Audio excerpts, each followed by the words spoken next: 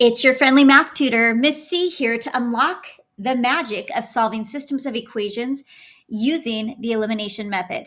So when we look at our system of equations, we want to figure out which term or which variable is going to be the easiest to eliminate.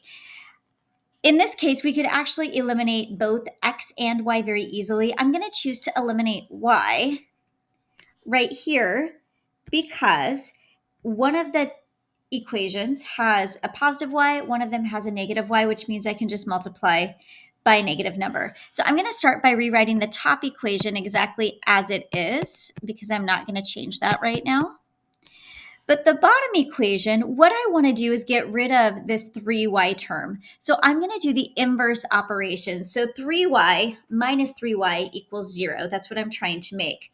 So to make this term negative 3y, I have to multiply the entire equation by 3. And the reason I have to multiply the entire equation by 3 is because what I do to one side of an equation or to one term in an equation, I have to do to the whole equation.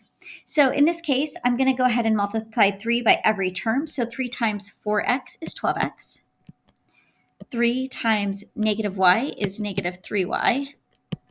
And 3 times 17, do you guys know this? It's 51. So my first check is going to be, does 3y minus 3y equal 0? It does. I've successfully eliminated y. So that's great. So now I have 14x equals 56. So to get x by itself, I'm going to divide both sides by 14. When I do that, 14 divided by 14 is 1. 1 multiplied by x is x. So x equals 4. All right, now that we know x, we get to solve for y. So I get to pick either equation, the first equation or the second equation, and I'm simply going to substitute for everywhere I see x. Here's the deal. I want as little work as possible, so I'm going to pick the equation that has a positive y value, which is this very first one. So I'm going to go ahead and everywhere I see x, I'm going to replace it with 4. And then I'm going to solve for y. So I'm going to simplify this and rewrite.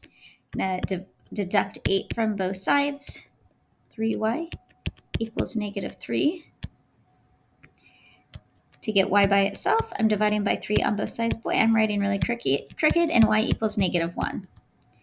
All right, so I have my two values. If I wanted to, I could write this as a coordinate pair. So I could say, we'll come over here.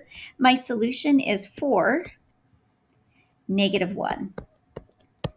And that is how you solve a system of equation using the elimination method. Till next time, make sure that you subscribe to my channel so you get all of my new math videos as soon as they are published.